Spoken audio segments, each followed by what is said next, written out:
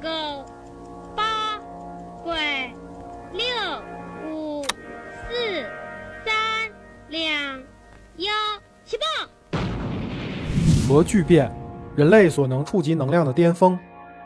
利用其原理制造的氢弹，威力100倍、1000倍于原子弹，甚至没有上限。巨大的能量让人类为之疯狂。上个世纪50、60年代，美、苏、英、中、法氢弹爆炸相继取得成功，甚至激进的苏联科学家开始探索核聚变发电技术。毫不夸张地说，谁驾驭了这种能量，谁就将引领人类进入新纪元。那么，人类究竟如何利用核聚变制造终极能源？我们仰望星空，那广袤而寂静的星际云是宇宙中物质的摇篮，它们主要由氢元素构成，混合着少量氦和来自远古恒星残骸的氧氮与尘埃。在引力的牵引下，弥散的物质逐渐聚集，形成横跨数光年的巨型星际云。云中最致密的部分称为云核，在自身引力下坍缩，物质向中心坠落，密度与温度急剧上升，旋转加速，压力攀升。在核心区域，温度达到1000万摄氏度，甚至数亿度。当原子强合力超越库伦力时，原子核融合，发生核聚变，释放出惊人的能量。这一刻，就像1万颗氢弹持续爆炸，恒星就这样被点亮。不同质量的恒星，聚变路径不同，也决定了它们截然不同的命运。恒星的核心主要是氢元素，它的同位素氘氚以及氦3这些含量很低。中小质量的恒星主要是质子质子链反应，大质量恒星则主要是碳氮氧循环。恒星质量小于 0.5 倍太阳的红矮星，其核心温度只有数百万摄氏度，只能启动基础的质子质子链反应。整体看，这个反应就是4个氢核通过多步碰撞融合成氦核，中微子同时释放能量。红矮星质量小，引力弱，聚变反应缓慢，寿命可达数百亿年，远超当前宇宙年龄。恒星质量在 0.5 至8倍太阳质量之间，被称为黄矮星。太阳就是这类恒星， 90% 的寿命以质子质子链反应为主。通常质量大于 1.3 倍太阳的恒星会发生碳氮氧循环。当太阳的氢燃烧耗尽后，核心在引力的作用下进一步压缩，温度升至1亿摄氏度，启动氦聚变，也称3阿尔法反应。3个氦核融合成一个碳核，若温度持续升高，碳核还能与氦核融合成氧核。但这类恒星的核心温度无法突破聚变为铁元素的阈值，上限就只能生成碳和氧元素。而当恒星质量超过8倍太阳质量时，被称为蓝巨星，核心温度可达数亿至数十亿摄氏度。初期以碳氮氧循环为主，加速氢聚变为氦。后期氢氦耗尽后，核心会依次启动碳氖镁、氖氧镁、氧硅等聚变反应，每一步都需要更高的温度，硅聚变甚至需要30亿摄氏度，直到聚变的终点铁元素。恒星能量释放的辐射压与恒星向内的引力相互平衡，稳定的发光数十亿年。当聚变燃料耗尽，平衡被打破，恒星就走向死亡。太阳最终将膨胀为红巨星，抛掷完外层物质，核心坍缩为致密的白矮星。大质量的蓝巨星发生壮烈的超新星爆发，其核心被压缩为中子星甚至是黑洞，而爆发抛出的星尘成为孕育新一代恒星与行星的原料。人类基于恒星内核聚变的原理，试图在地球上重现这一宇宙伟力，获得无尽的清洁能源。然而，将狂野的恒星之心禁锢于方寸之间，是远超人类想象的。1919年，弗朗西斯·阿斯顿通过实验发现，氦4的质量竟小于组成它的4个质子质量之和，那部分消失的质量正是恒星能量的来源，为爱因斯坦的智能方程 E 等于 mc 方提供了关键证据。随后，氢原子核能在人工控制下相互碰撞，发生核反应被证明。到了1929年，阿特金森和奥特麦斯从量子力学角度指出，即使在数千万摄氏度下，氢核也能凭借量子隧穿效应，以极低的概率穿越静电斥力壁垒，实现核聚变。理论的突破很快迎来了实验室的验证。马克·奥利芬特利用粒子加速器，首次在实验室中实现了氘聚变反应。1942年，施莱伯和金又发现了能量效率更高的氘氚反应。二战后，意识到聚变巨大潜力的美、苏、英等国纷纷投身研究。英国物理学家约翰·劳森总结出了聚变3重基原则：要想在地球上实现可控核聚变，必须同时满足温度、密度和约束时间这3项极端条件。其中，温度是核心前提。比如最容易实现的刀川反应，需要达到1亿摄氏度，而更为清洁的刀聚变与刀氦聚变，则要求数亿甚至数十亿摄氏度的极端环境。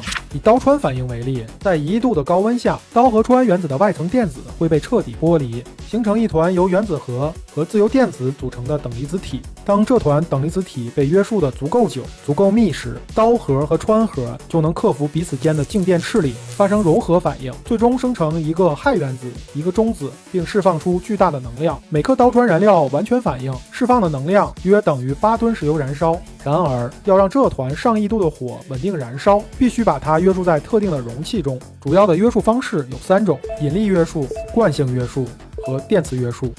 引力约束是宇宙中恒星的约束方式，比如太阳依靠自身巨大的引力，将核心等离子体牢牢地束缚在一起，温度有1500万摄氏度，压力2500亿个大气压。但在地球上，我们无法复制如此巨大的引力。惯性约束就是用极高能量的激光或离子束，从4面8方同时轰击一个微小的燃料把玩，把玩表层瞬间气化，产生的反冲压力将其内部燃料急剧压缩至高温高密状态，在自身惯性尚未飞散的一瞬间完成聚变。这种方式约束时间极短，目前多用于基础物理研究。电磁约束，这是目前可控核聚变研究的主要途径。原理是带电粒子在磁场中沿着磁感线做螺旋运动。如果我们能制造出磁笼，就能将这团高温等离子体约束在其中。基于这一原理，各国科学家先后提出了姑缩、仿星器、磁镜、托卡马克等多种装置构想。在深入了解各种实验装置之前，我们还需要理解3个至关重要的概念：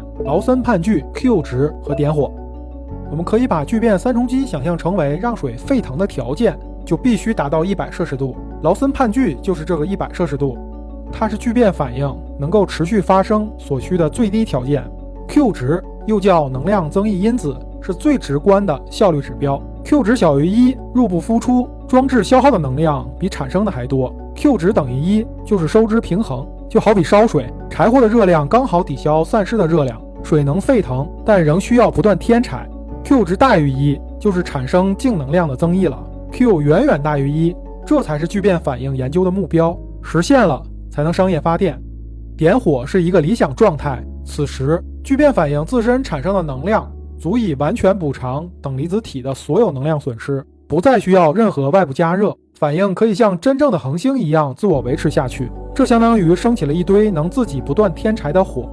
这条征服聚变之路清晰，但是很艰难。首先必须满足劳森判据，创造出基本条件，接着努力让 Q 值突破1，实现能量净增益，并不断的提高 Q 值。最终目标是迈向真正的点火，让人造太阳实现自我维持燃烧。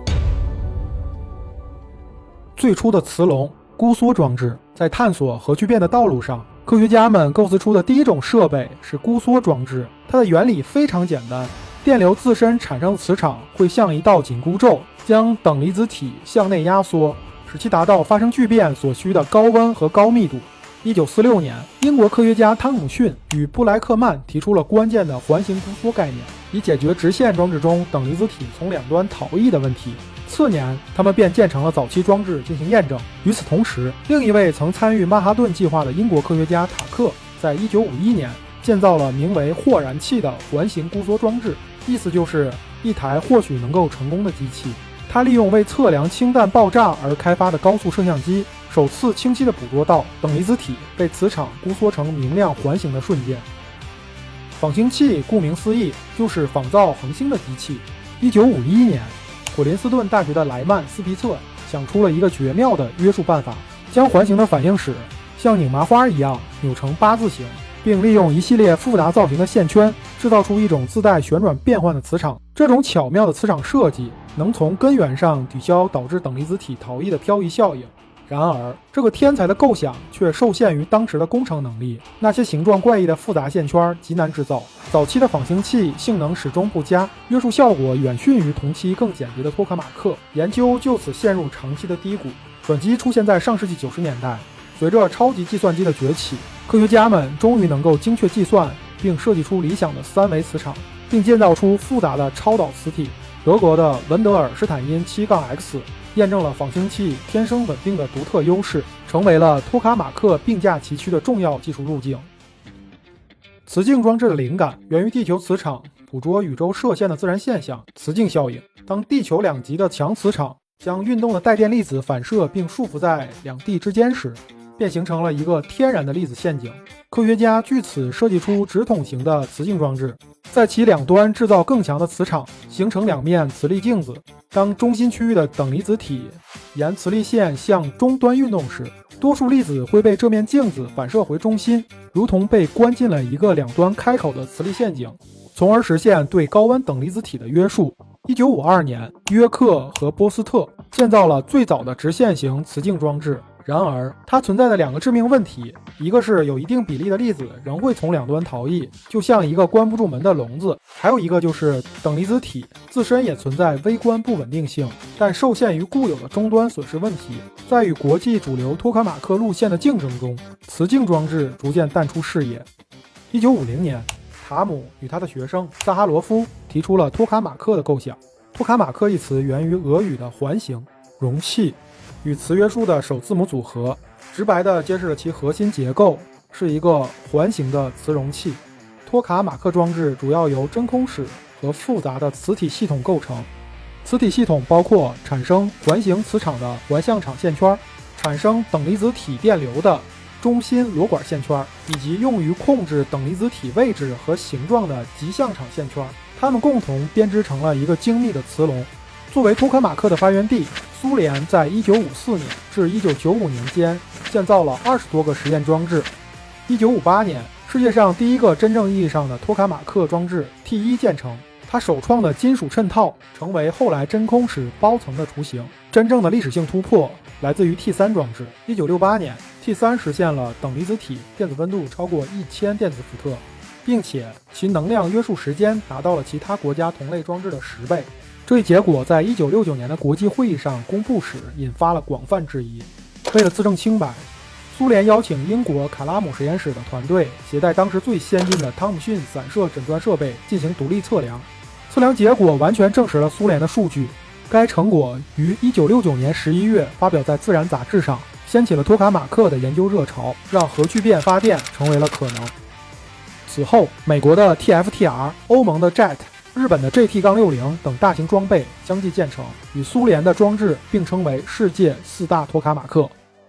在美国的聚变研究中，普林斯顿大学的 TFTR 与麻省理工学院的 Alcatel 分别开创了2大重要技术路线。1982年，美国在普林斯顿大学建成大型托卡马克装置 TFTR， 它的首要使命是挑战真正的刀穿聚变。1993年，TFTR 在世界上率先开展刀穿实验。1994年，它产生了高达10兆瓦的聚变功率，创造了当时聚变3乘积的记录，成为了全球首个实现显著刀穿聚变能量输出的托卡马克。除了功率的突破， TFTR 更是一座科学的宝库。它首次观测到聚变产生的阿尔法粒子对等离子体的自加热现象，还发现了缺带电流、气球膜等关键物理现象。1995年，它更是将等离子体温度推升至5.1亿摄氏度。在等离子体加热、约束和高性能运行方面的大量实验数据，极大地深化了人类对聚变物理的认知。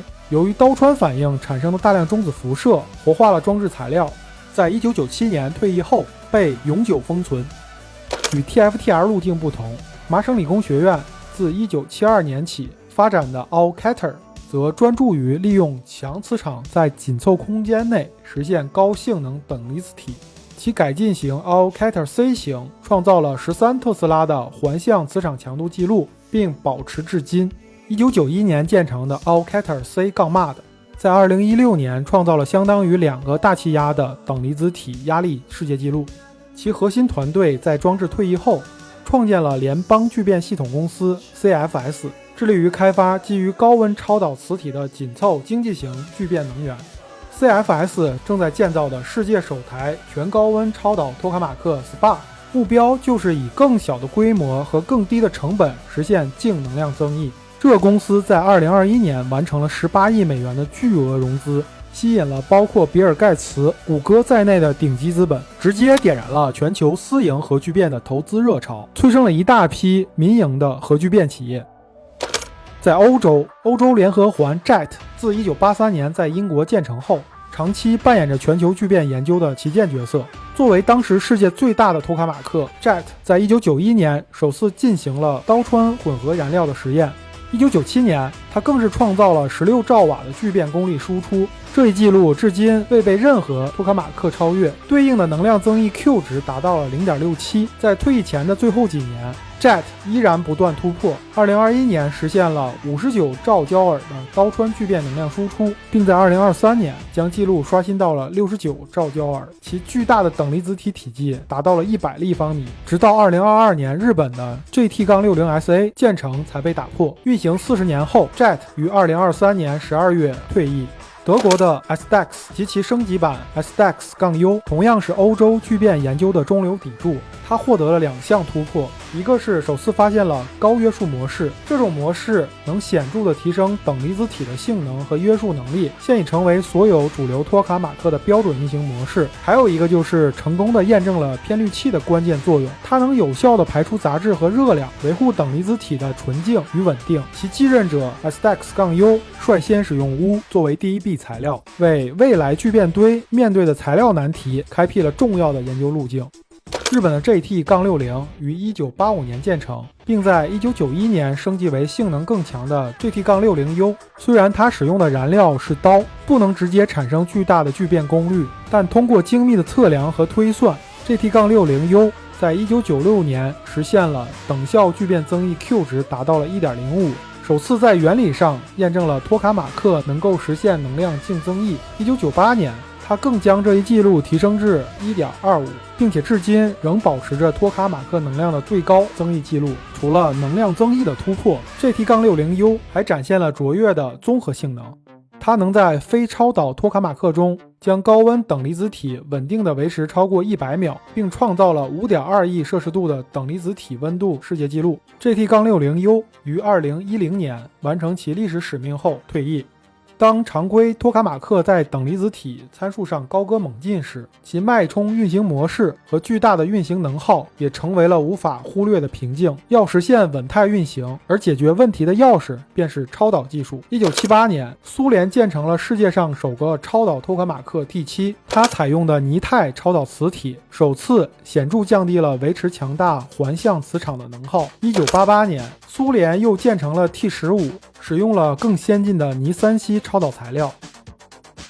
日本的 Trim-1M 则在长脉冲运行上创造了奇迹，它在1995年至2001年间实现了5小时16分钟的持续等离子体放电。法国的 TOR Supra 是另一座里程碑，它首次采用超流氦冷却超导磁体，并首创了主动冷却的真空室，为长时间处理巨大热负荷奠定了基础。2016年，它被改造为带有钨偏滤器的 WEST 装置，专注于测试等离子体的关键材料。2025年初 ，WEST 成功在5000万摄氏度下实现了1337秒的稳态运行。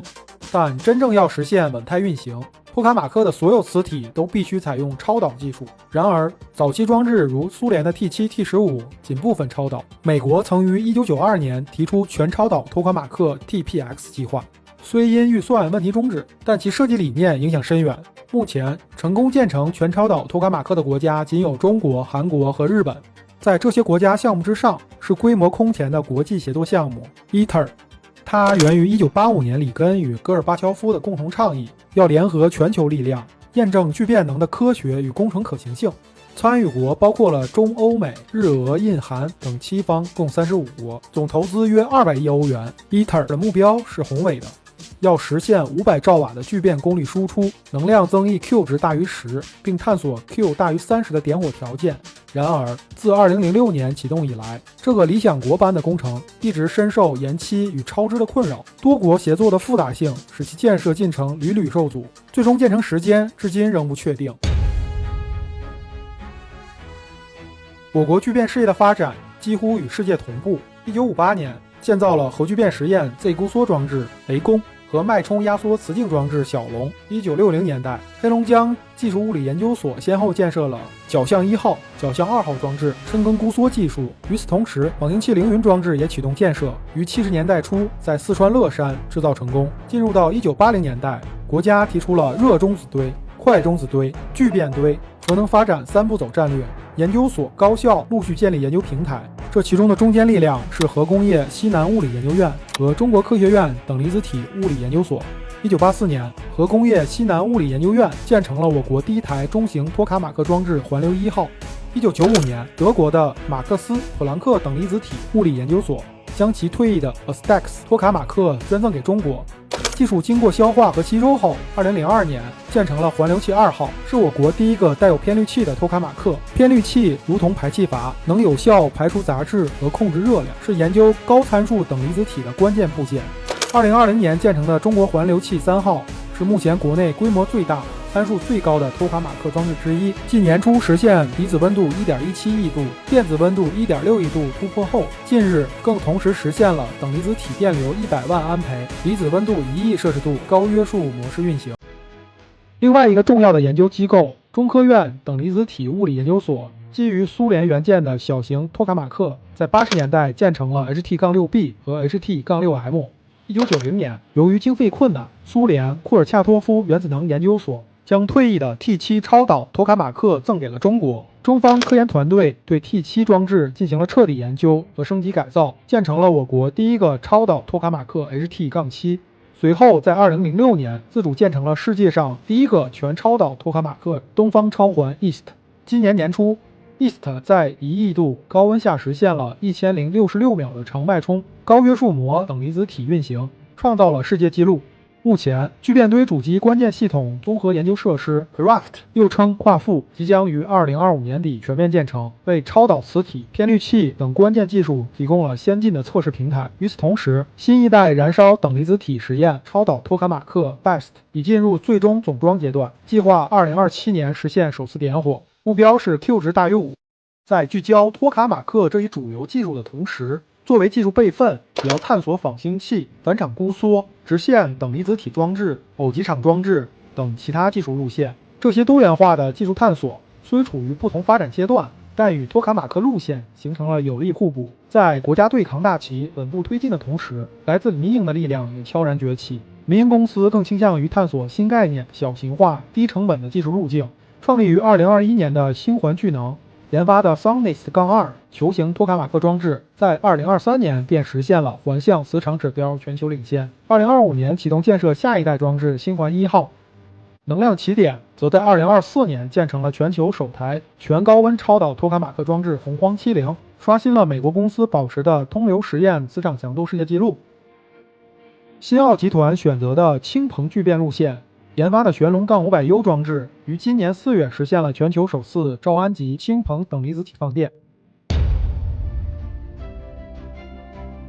看到结尾的朋友可能还有很多疑问，讲了这么多先进的聚变装置，到底怎么发电？什么时候才能实现？其实，人类文明的本质仍然是烧开水与扔石头。即使是可控核聚变实现了，也依然逃不过这个真理。只不过，我们烧水的方式是驾驭一颗人造太阳。高川聚变反应会产生高速飞出的快中子，它不带电，不受磁场约束，会携带聚变反应80%的能量，直接飞出等离子体。在反应容器的内壁上，我们镶嵌了一层巨厚的中子漫化与能量吸收层。中子像无数颗微观的子弹，通过不断撞击包层材料的原子核，将自身的动能瞬间转化为巨大的热能。这时，在包层内布满的管道通过循环冷却剂把这份恒星级的热量带走，产生高温高压的蒸汽，推动气轮发电机旋转，发出电能。说起来简单，但这套系统却面临着3大地狱级技术挑战，需要更深入的理解等离子体能量输送导致各种不稳定性的原因，还需要找到或创造出能耐受这种极端环境数十年的材料，同时还得形成一套川自持工艺，实现回收、纯化、再注入燃料的精密循环系统。世界各国规划在本世纪中叶建成托卡马克聚变商业电站，也许就在20多年后，可控核聚变将为饥渴的 AI 巨脑注入永不枯竭的电力，点燃星际引擎的等离子流，带领人类从地球的摇篮中走出，迈向一个能量无限、思想无界的新纪元。